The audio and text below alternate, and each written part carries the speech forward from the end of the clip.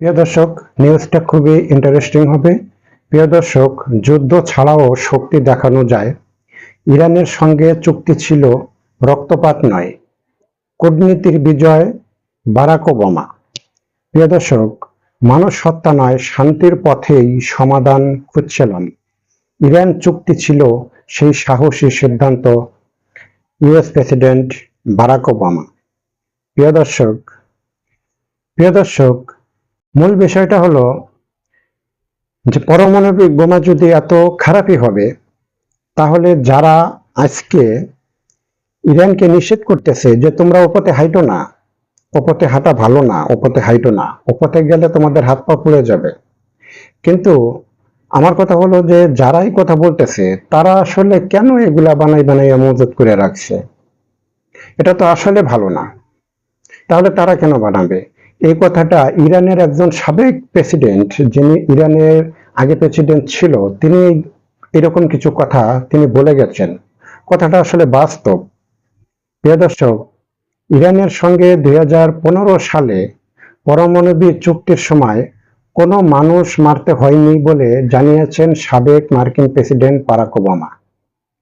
প্রিয় দর্শক, মার্কিন গণমাধ্যম সিবিএসকে দেওয়া এক সাক্ষাৎকারে সাবেক মার্কিন প্রেসিডেন্ট বলেন, এই চুক্তি ইরানের ইউরেনিয়াম মজুতের একটি বড় অংশ সরিয়ে নিতে সফল হয়েছিল বারাক ওবামার সময়। প্রিয় দর্শক, বারাক ওবামা যে কাজটা তিনি ওই সময় করেছিল 2015 সালে, এটা কিন্তু একটা কূটনৈতিক চাল ছিল। এবং ওই বিষয়টা কিন্তু ইসরায়েলের যারা বড় বড় গোয়েন্দা শাখার যারা অফিসার ছিল বা কর্তৃপক্ষ ছিল বা ইসরায়েলের সরকার বিষয়টা কিন্তু পুরোপুরি জানতো এবং তাদের কিন্তু একটা সমর্থন ছিল।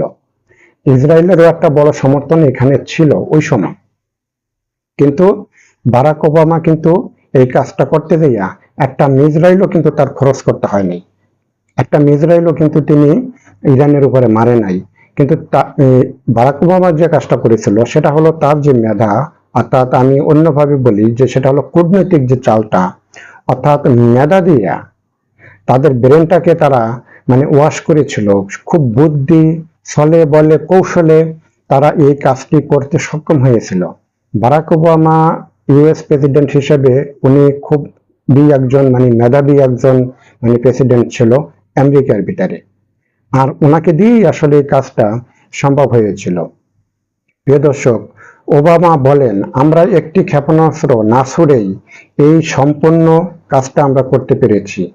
তাদের ইরানের যে 97% যে ইউরেনিয়াম সরিয়ে নিতে তারা যে সক্ষম হয়েছিল, এই বিষয়টা কিন্তু আল জাজিরা রিপোর্ট করেছে। প্রিয় দর্শক, তাহলে বর্তমান সময়ে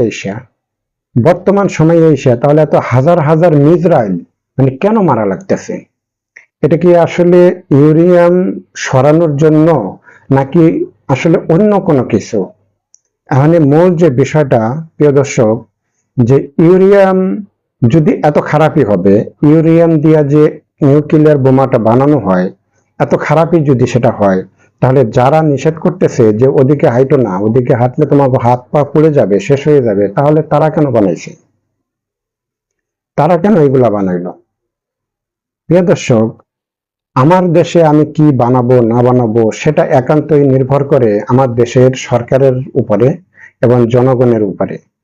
আমি যদি আরেকজনের এই কথা শুনি, তাহলে তো সেই দেশের মালিকানা বা সেই দেশের নাগরিক তো তাহলে আমি হইলাম না, তাহলে তো ওই দেশটা অন্যদের হয়ে গেল, যে তাদের কথাই যদি আমার শোনা লাগে। মূল বিষয় আমার এটাও না। মূল বিষয় হলো যে এই বিষয়টা নিয়ে আমি আর একটা দেশের সাথে কেনই বা চুক্তিতে যাব? দেশটা তো আমার, দেশ আমার, অর্থ আমার, তেল আমার, সবকিছুই আমার। আমি কি বানাবো কি না বানাবো সেটা সবকিছুই আসলে এটা আমার উপরেই নির্ভর করতেছে। প্রিয় দর্শক, এটা আসলে চুক্তিতে কেন পৌঁছাইতে হবে? এটা তো আসলে চুক্তির কোনো কিছু আমি দেখি না। তা প্রিয় দর্শক, যদি ভিডিওটা ভালো লাগে, যারা ইউটিউবে যারা দেখবেন তারা সাবস্ক্রাইব করবেন, আর যারা পেজে দেখবেন তারা সর্বোচ্চ শেয়ার করবেন। প্রিয় দর্শক, আজ এ পর্যন্তই। ভালো থাকবেন, সুস্থ থাকবেন। আসসালামু আলাইকুম।